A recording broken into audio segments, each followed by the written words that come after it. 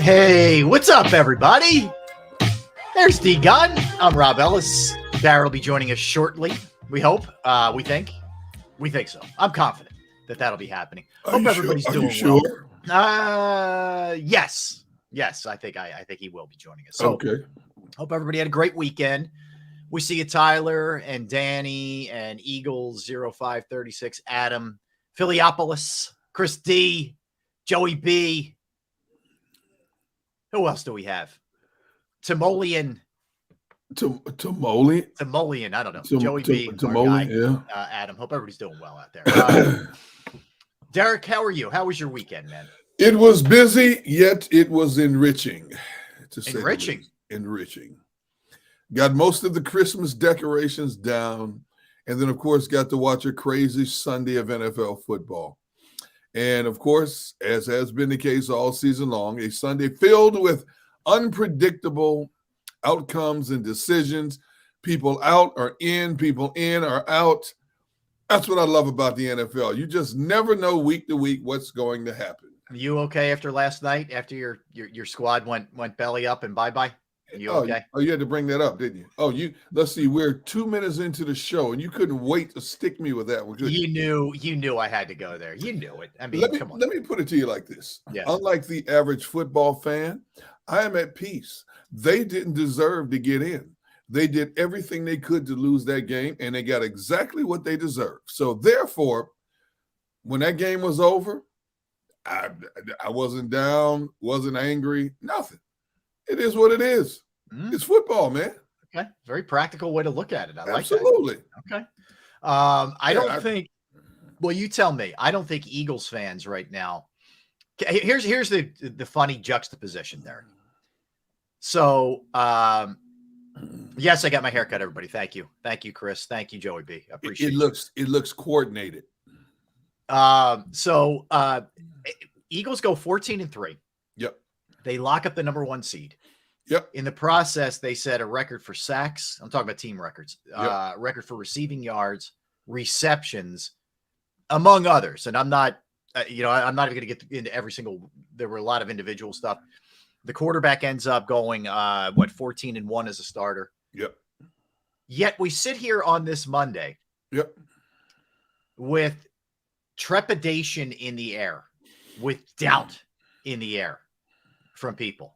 And by the way, I'm one of them. This is not me lecturing like you shouldn't feel that way. I have some doubt myself. Fair or unfair? Is it a little Negadelphia, or is it justified the way that people are feeling in your estimation, Gunner? Absolutely justified. For the fans who are sitting out there with the blinders on today, we're going to the Super Bowl, we're going to do this. First and foremost, they secured the number 1 seed. They get to play one less game than everybody else in the NFC. That's a great thing. They get additional week of rest. Hopefully they get some key components back. You already got C.J. Gardner-Johnson back. Hopefully Lane Johnson comes back. Even Lane Johnson at 85% is better than what they have on that right side right now. It's concerning because the coach came out and admitted Jalen Hurts was hurting bad yesterday. Wasn't just hurting, which goes back to what I said prior to that Dallas game. This was more than just a sprain. If he came back after 2 weeks rest and he's still hurting bad, there's still some soreness, some tenderness in there, and you could tell by his play. They didn't open a full playbook of scripted runs for him, and a good thing they didn't. They were very vanilla in a lot of ways. But if you look at the way the last 4 games have gone down, Rob, sure, there's some concern because this was not the well-oiled machine that we have been spoiled for most of this season to watch. The last 4 games, they didn't win the turnover battle. They've been winning the turnover battle all year. That's huge in the playoffs. They went 2-2 over the last 4. Could have went 1-3. They got lucky and won that Chicago game. For whatever the reason, things have not been as smooth. And yes, we can credit it to, Jalen missing 2 games. If he had played the Dallas game, I think we all believe that they would have beat Dallas if Jalen had played against Dallas. But sure, there's cause for concern, as is the case with any team at this point. you know. But the bigger picture is they're the number 1 seed. They're sitting in the driver's seat. They get an extra week, get some people healed up, and let's go. Let's see what happens. Let's just see what happens. Yeah, I'm gonna. Here's where I am. Ultimately, you accomplished like the first check of where you want to go. Ultimately, you want to win your division and get home field advantage. Check. Obviously, then it's win a Super Bowl or get to a Super Bowl, then win a Super Bowl if you want to take it in 3 steps. So they got there. But I'd be lying to you if I felt like they were peaking at the right time. You look at a team like San Francisco that's won 10 straight. Some other teams that are playing extremely well at the moment right now. Right. That's not the Eagles. Now, that doesn't mean that with this bye week, you can heal up a little bit more and you can come out and absolutely look like the team that was just manhandling everybody sort of midway through the season. Right. Doesn't mean that can't happen. No. But when you're talking about Lane Johnson and Avonte Maddox and possibly Jalen Hurts not being fully right, that's major reason for concern. And if you're ignoring that, you don't want to know. Like you're putting your head in the sand a little bit if you don't, if you're not worried about that. Sure it is. It's amazing, and we talked about this last week, what this team's record is without Lane Johnson on the right side. It's quite obvious that Jack Driscoll is not the answer on that right side, unless he's run blocking. But if you look at the stats yesterday, it was a very balanced attack. Although I was shocked, again, they came out and threw the ball the first 10 plays of the game. If your quarterback's hurting that bad, why would you throw the ball 10 times the first 10 plays? When you're facing a defense and you're facing their subs, who are giving up 145.5 yards a game. You pound them between the tackles. No, this team, again, just like they did against the Saints, who was giving up 132 yards a game, you come out and throw the football. I just can't figure this team out. And then your coaches talk about, well, we got to do a better job. Well, that's 3 weeks in a row. You said you got to do a better job. Yeah, I think that it's a really hard way to go about things in any sport, but especially the NFL, when you're essentially giving the message to your players, hey, look, we need the game, right? So you're going to play, but try not to get hurt out there. And you're going to cater your game plan to that. And listen, I don't even really fault the Eagles if his shoulder is still hurting him. I don't want him running RPOs off tackle. I don't want it. No, not now. But I think that message was not only told to Jalen, I think it was told to the entire team, Dallas Goedert, you name it. I think it was told to everybody. So you're going to get those kind of up and down efforts like you got yesterday. Sure. When you're not going all out. Like they did enough. They get out of it relatively clean. Boston Scott had the head injury. We'll see, kind of where that stands. But for the most part, you were healthy coming out of the game. So, it worked, but it didn't exactly instill confidence more than anything else. They built a 19-0 lead. As inconsistent as it was, they still built a 19-0 lead, and they cruised to the finish line. I don't care how they got to the finish line, long as they got to the finish line with a W. Which is what they did. Okay, so now sit back and enjoy it. Watch the playoffs unfold this weekend, so you find out who you're going to play the next week. It's all business. Mm-hmm. They've earned this time off. They've earned the right to sit back and heal up and try to get some pieces back. They got Robert Quinn back. They got C.J. Gardner-Johnson back, and hopefully they get a few more pieces back next week for whoever they play. But when you look at how they arrived at where they were, you have to wonder, okay, because what's funny is Sirianni said again, the Giants were throwing a lot of things at us, and that's what they're going to see in the playoffs. Sure they are. They've seen that for 5 consecutive weeks now. We've heard the players and the coaches talk about they're showing us things we didn't see on film, and that's what you have to adjust to. And the Eagles have adjusted to it enough to win that division. And as we sit here. And, and enjoy this, because they are the number 1 seed. They finished, with one of the best records along with Kansas City. For me, what was even more enjoyable was watching Dallas implode in Washington yesterday. Oh. I enjoyed that immensely. Well, while you're at it, where are whatever his name is, William and Texas Boy? Where are all those guys? Where are our trolls? Crickets chirping. Crickets chirping. Yeah, flip over the rock and they come scurrying out. Turn the light switch on. Here come all the cockroaches. Where are they? What happened? Crickets chirping. That's why they're the biggest frauds on earth. They don't show up after their team, swallows it again. They don't. They come up small every single time, and then they go hide when their team comes up small. It's so damn weak. It really is. Their $1 million baby Dak Prescott, 7 straight games throwing a pick, 15 picks on the season.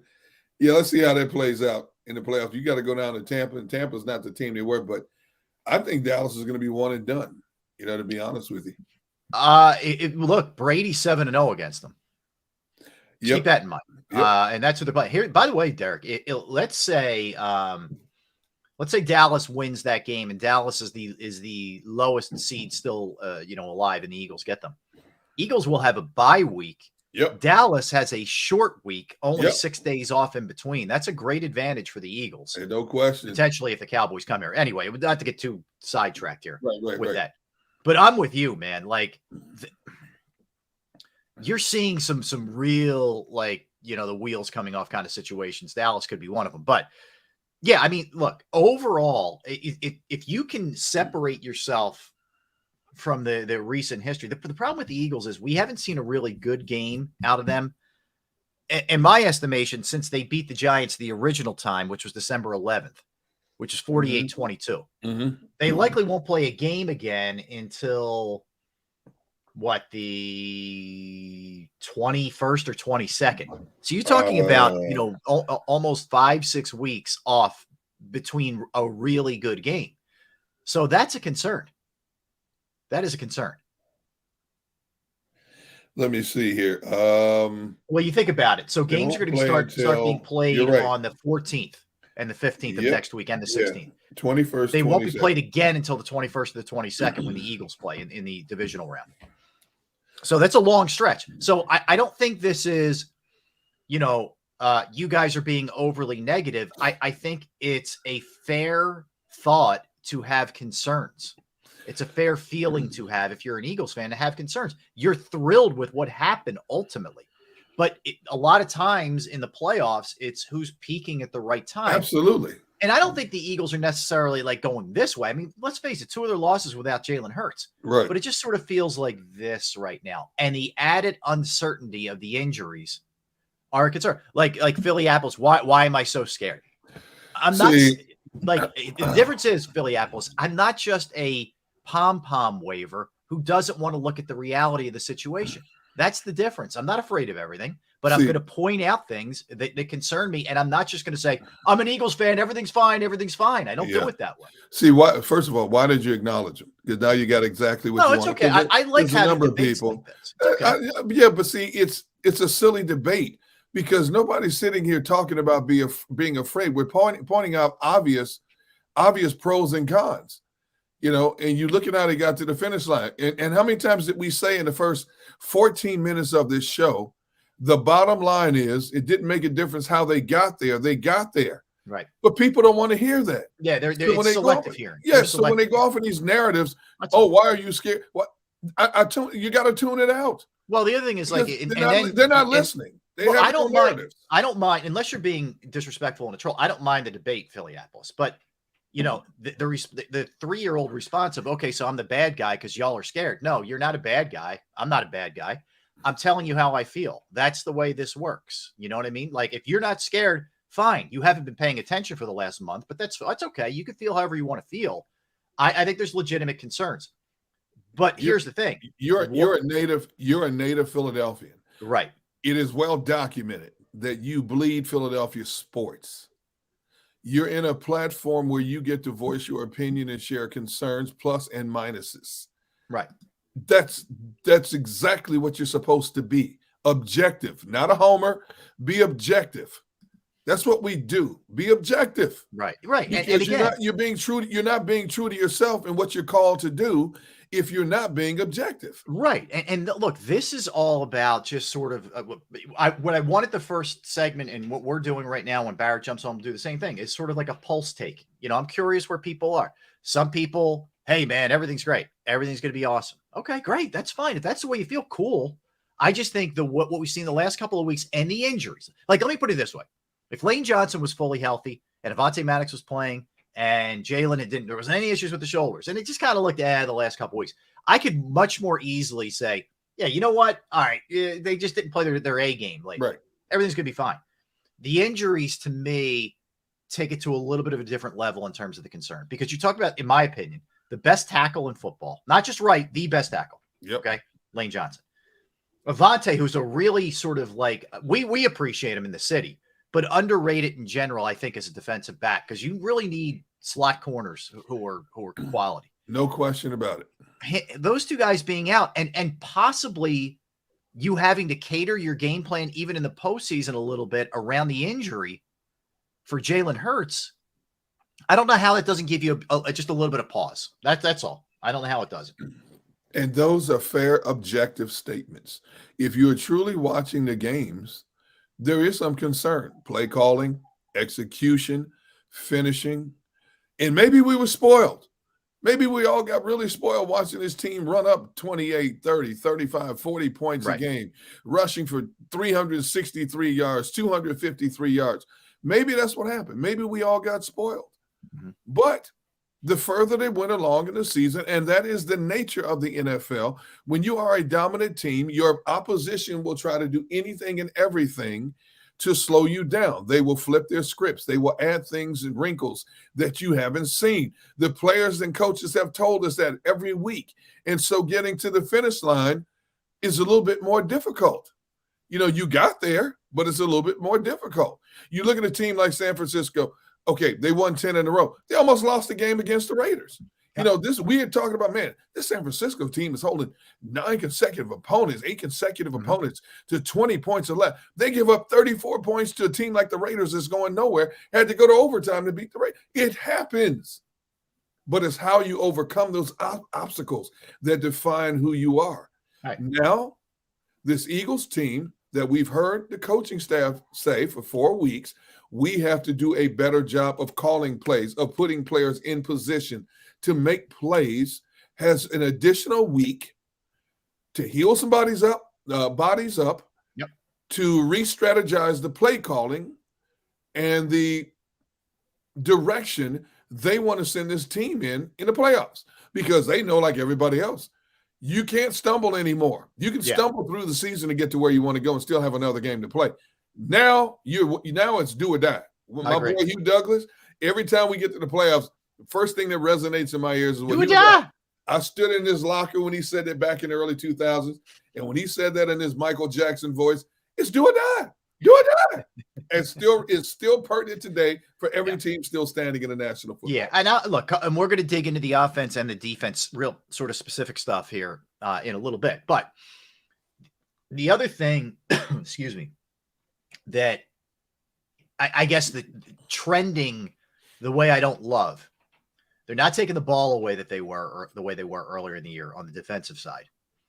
You know, the run defense against, let's face it, Gary Brightwell and second stringers and whatnot. Yeah. I would have liked to have looked better because the Eagles had their ones out there. Like, these are the kind of things that worry me a little bit. Now, I also think there is a human nature element to yesterday's game where the Eagles are looking at it and it's like, oh man, the Giants have their second and third stringers in there. Maybe you're not quite, you should be, but you're not quite as dialed in. That's human nature a little bit, where, you know, once the playoffs come, you're going to be as into it as you possibly be. Maybe that accounts for some of it, you know, possibly.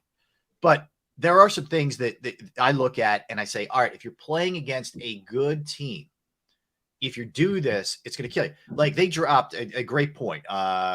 John Dickerson's, they dropped 3 or 4 picks. You're exactly right, John. Like, those are plays that either you look at and you say, they'll make them again. They're not going to drop those kind of balls again. Or it's like, you got to make those kind of plays. And that's the difference between winning and losing a game sometimes. So, you know, there are definitely a lot of positives. This is still a team that, if it's relatively healthy, offensively can hurt you in a million different ways. They can run it down your throat. They can throw it all over you, you know, and all that. Defensively, they can get to after the quarterback. I think they have the second most sacks in the history of the NFL. They had the club's most sacks ever. They get after you. In theory, Slay and Bradbury are a phenomenal duo. And I think Bradbury really stepped up yesterday. Slay has just been for me. And see, people want to chew up Slay for that touchdown Galladay caught. That was perfect coverage. Galladay made an incredible catch. I'm not beating him up for that. That was a sick catch. That's the best play Galladay made as a Giant by far. And it's his only touchdown of the season as a Giant. I mean, the throw was great. It was a great throw by Webb. That's a tip your hat moment. But like I sent you guys last night, Slay can't let it go because people start jaw-jacking at him. So he's jaw-jacking back with people on social media. Know. And I'm like, really? You're going to get caught up in this? Are you kidding me? I mean, it was just a fluke play. It was a heck of a catch. It was perfect coverage. Yeah. 9 times out of 10, Slay makes the play, bats the ball away, whatever the case may be. Right. Yeah, Derek, that's definitely not one. That's just, hey, man, that dude made an insane play. But I don't think he's played as well of late. Now, some of the secondary issues you have to attribute to some of the turnover here. They just got C.J. Gardner-Johnson back. Yep. He played in the slot, which I think is the right move. Just roll with Blankenship if you have to, if Avante can't come back. Yep. It's not ideal, but it is what it is. I like that. But I would also like to I would like to see more turnovers here. And we haven't, and they were great at it earlier in the year. They haven't been as good of late with the takeaways. Well, they end the season 4 straight games. They don't want a takeaway battle, And again, we've been spoiled. This team's been racking up takeaways like you wouldn't believe. Now there's a lull period. Now you got 2 weeks to get it right again. You got 2 weeks to sit back and analyze everything. Mm-hmm. Like Jalen Hurts said after the game, the job's not done. We're happy to get to the finish line, number 1 seed, but the job's not done. So, Nick Sirianni is giving the team off today, except Jalen and the coaches are behind closed doors looking at film. That's what a leader does. Okay. What do I need to work on? Where can we attack? Where can we get stronger? And it's funny saying getting stronger when you have 2 1,000-yard receivers and a 1,000-yard running back. Right. But they can get stronger. They can get better. Sure. Based on what we watched the last 4 games, they can get strong. Whoa. All right, let's start with this. Let's start with the wardrobe here. Let's get down to business. Get down to business. Whoa. Let's get down to business. That is phenomenal. I can't see right now. I'm blind. That is phenomenal. I don't lie. Rob, I don't lie. Rob, define phenomenal. Like that's next level. That sweater. I mean, can you imagine this? Can you guys imagine this next year at Christmas time? I was going to say the only time you should wear that is at Christmas. You know what the best part is? On your sleeves, Barrett, they're little burgers, right? Little burgers. That's not real meat. That ain't real meat. French fries. There's fries on there too? Yeah, yes. You see the fries. Oh my God. Oh, there they are. Yeah. Okay, I got them.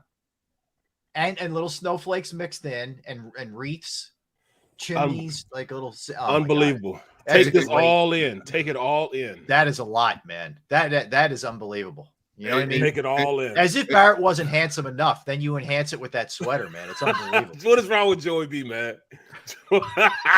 He didn't sign an NIL deal. Hey, Barrett, your boy Philiopolis here. Barrett, these dudes been talking nothing but scared so far. Please talk some sense into them. Now, we have not talked, and I hate that that's the second time we've acknowledged this dude in the first 24 minutes of the show. But, obviously he wants attention. And as we discussed in the show meeting. See, my mom knows I love White Castle. Yeah, mom loves it. Mama Brooks is noticing. I like it. Mama Brooks, how did you allow your son to freely eat White Castle most of his life? I have so much respect for you, Mama Brooks. You should have taken out the switch and tore his behind up. Oh, man. Just rough. Oh. You got to love it, though, man. You got to love it, man. I told y'all I was getting it, man. It just took a country. It took a country. No, it's not country. It took a country mile. Country, no. Yeah. Well, country's slower than month of Sundays. Yeah, a month of Sundays to get here. So when did you order that? I ordered it. We started talking about this the end of November, wasn't it? Wasn't it the end of November? No, I thought it was in December. It popped up on some site like a week or two before Christmas, I believe. No, it might have been on the stream. Yeah, it was a week or two before Christmas. You're right. Yeah, okay. Yeah. So it's probably been about a month or maybe close to it. Yep. Yeah, that's fine. All right, so let's temperature take you, Barrett. So yeah, basically what all Derek and I have kind of been doing here is basically saying, hey, look, mission accomplished in that you got the 1 seed, man. You won the division. It's amazing some of the records you sent. And with all of that backdrop, you would think you'd be just chest puffed out, feeling great. And if I'm being honest, I'm a little bit concerned. I don't love the way they've played of late, and I don't love the injuries. Expectations, man. It's the expectations that we have for this team. I was on with Angelo this morning, and talking about fired up. Angelo was hot. He is mad. And the majority of callers that called were mad because the expectations, this team, we're supposed to blow this team out. We're spoiled. Well, exactly. So yeah, when you think about, even if we'd have blown them out or beat them just by 1 point, we still won. And that does not carry over one game to another game. It doesn't carry over. You play how you play on that Sunday. And that's, that's what we need to be looking at. Dallas beat our tails. They kicked our back end last year and still got beat by a 49ers team that wasn't that good. So it really doesn't matter what we do to begin the game. Right now, going into the playoffs, everybody has a clean slate. Everybody is 0-0. It does not matter what anybody's record is. So at this point, a number 6 seed, a number 7 seed is the same record as a number 1 seed. Yep. Everybody's on equal planes. So that's what we need to worry about, how they go forward. Did they play well? No. Did they play their game on the offensive side of the ball? No. Mm-hmm. The defense, on the other hand, they found some new pieces. They got some new pieces that weren't there. That played in a different role for them, but it's their natural role. I'm talking about CJGJ. Yep. Played at a high level. We dropped about 5 picks yesterday. We missed about 5 or 6 sacks yesterday. And I think towards the end of the game, we started to freestyle and just go try to be sack happy. And we didn't stay with our lane discipline. We didn't stay disciplined within what we were trying to do. And that's why we made mistakes. And we didn't have an offense that was, a defense that was playing up to their capabilities. You have to be sound in the defensive scheme in order to make things happen. And they got a little out of the scheme simply because they were sack chasing. That's what they call it, sack chasing. Mm-hmm. They were trying to hunt instead of play within the framework of the defense. So, what do I get from this win? They won the game. Were they played against the 3s and 4s? They probably were. These guys are NFL caliber players. Yes, they are. Did they play above and beyond because they're interviewing for 31 teams? Yes, they did. Does this show how good we are or bad we are? No, it doesn't. No, it doesn't. Yeah, I like I said, I believe that the lull in the way they played isn't nearly as big as what the injuries look like here. Like what capacity's Lane?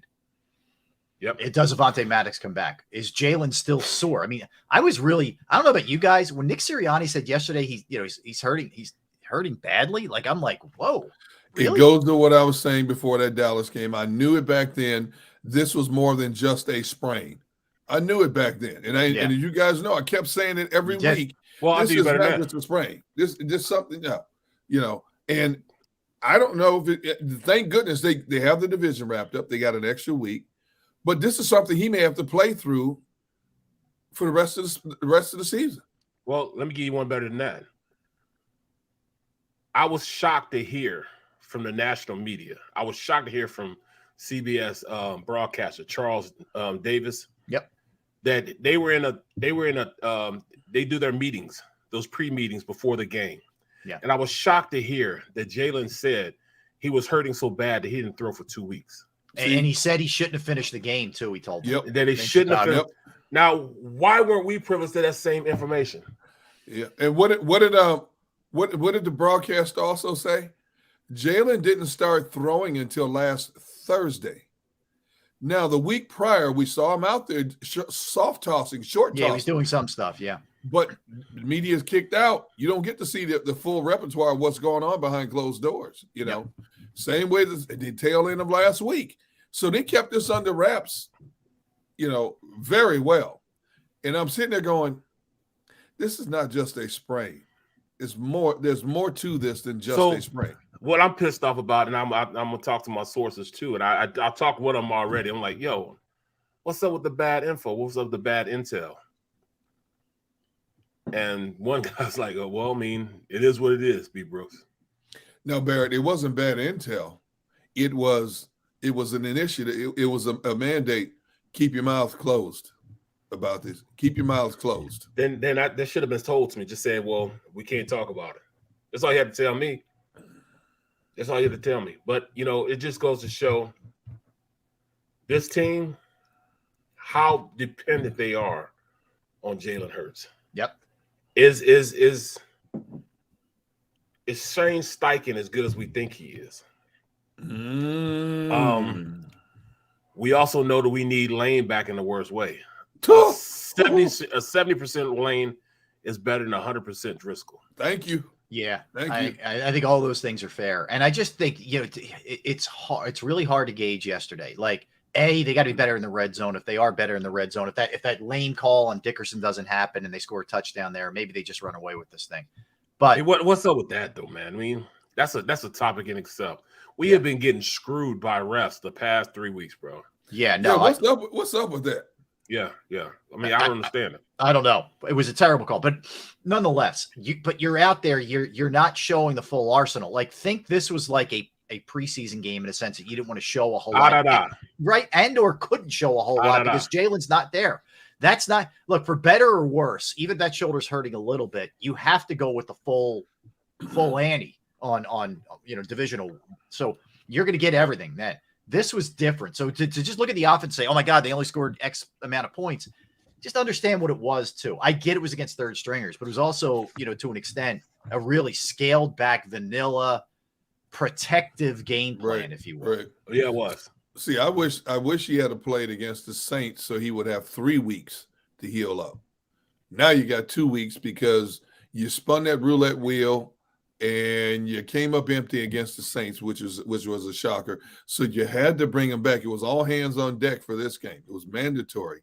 So now he gets a week less, but still plenty of time for him to be functional in a playoff game. Now, will functional be good enough to do everything that he does? Will he be that much closer to being 100% healthy so that you can run the full repertoire of what made them a dominant offense for much of this season? That's a big question mark. Huh? No, that's not a question mark. No, I'm saying they're going to have to. We don't know if he's going to be 100%. No, I'm saying it as if because they have been so close-knit in terms of telling us nothing about this injury, we don't know if he's going to be 100%. What doesn't matter? It doesn't matter if he's 100% now. Going into this game, you got to go with the full gamut. You got to leave all your cards on the table. I agree. So it doesn't matter if he's healthy enough or not. He'll be healthy enough because he's going to go out there and play regardless. It's not like we have a choice in the matter. This offense does not work if Jalen Hurts is not at the wheel. This offense is so predicated to his style of play and so, in sync with his style of play that even when we just give him a little bit of a shell of what, the offense is, you see how it works. You see how it can go. And Nick Sirianni said something on the show today. He said, look, guys, I understand everybody wants us to run the ball. Hell, I want to run the ball also. But we understood, we noticed something last year. We went and we were a run-dominant team, got into the playoffs, and it didn't work. We have to make sure that we stay on top of the passing game. We have to come in with a top half of the league passing game in order to go forward in the playoffs. He said that. He said, look, we needed a top 10 passing game in order to compete in the playoffs. And that's why they stuck to the passing game. They wanted to pass the ball, so they did. It wasn't like they didn't have a choice. They had a choice to run the ball, but they already know they can do that. When push came to shove and they needed to win the game, they ran the ball. But he made it a point to emphasize they needed a way to score and open up the offense and be a more explosive offense. And the only way you can do that is by the pass. So that's why they passed so much in the game. What as though they were trying to, that they were ignorant to what they can do. They know they can go back to their book and pass the ball anytime they want to. But they understood that they need a passing game to compete with the upper echelon teams to be explosive in the playoffs. And that made a hell of a lot of sense to me. A hell of a lot of sense. Okay, and I would have asked him this then. Nick, you came out on you your know I couldn't coach. ask a question. I know. I know why, and trust me, I know. But here's my question then. You admitted after the game that your quarterback was hurting bad. Okay. Why did he pass the first 10 times in the game? Because he said that's what they wanted to, that was their game plan. They scripted their first 15, and that's the run pass ratio they wanted. They wanted to pass the ball. It's a reason why they want to pass the ball, because they understood in the playoffs you need explosive plays. I get that. But I'm saying, there could have been a more balance early on. Now, when you look at the total numbers, it was a balance. I think 35 passes, 34 runs. It was a balanced total. But you could run on the Giants JV. You could have been 5 pass, 5 run. You came out throwing the ball the first 10 times of the game. If your dude's shoulder is hurting that bad, and you as the head coach said after the game, he's hurting bad, then what do you do to protect your player? Well, He has a warm up. He had to warm it up, man. He had to get him back in sync with his receivers. And I understand it. He's got to get back in sync with his receivers. Yeah. Okay, your first pass play was a big 35-yard gain to A.J. Brown. Okay, you good. You warmed up. Throw another pass play. Sprinkle in a run here. Sprinkle in a run. Go back to your pass play. Take that off, because you're playing a defensive coordinator, even though he's playing scrubs. That dude blitzed almost every play yesterday. Yeah. They didn't care who they had in the Giants uniform. If the dude in the concession stands was put on the Giant uniform and play deep, you blitzing. How fast can you get to the quarterback? I think we also didn't see Miles Sanders in the second half. So, I mean, I just think all of these things, everything was altered. Like I saw Sills throw up there, Wise Hurts running 9 times. First of all, 3 of them were kneel downs at the end of the game. Right? True. Yep. And 2 of them were plays where there wasn't anything there, and he sort of just slid and I don't know. Or threw it out of bounds. Right. I'm saying, but in terms of just the runs, like they weren't clearly the game plan was it's not going to be RPOs where he's running off tackle. It's going to be straight handoffs, higher percentage passes, those kind of things. I mean, they were playing knowing he was hurt. They were playing trying to keep him preserved, but also trying to win the game. And again, it's really hard to have it, and they were having it yesterday, and that's why it looked like it did. But they survived. Yep. There's a lot of things that factor into it. Go ahead, Byron. It was a vanilla game plan. Yep. But it was just catered toward the pass. I mean, that's the bottom line. Sure, I agree. They want to pass the ball. The owner wants to pass the ball. Remember back when they what's his name was the coach? Doug was the coach. He got ringed because they ran the ball so successful against a Green Bay team. Yep. Went into the Tuesday meeting with the head coach. I mean, with the GM and the owner. Like, well, man, why would you run that much? And I mean, run the ball that much. And you look, it paid dividends. It won the game.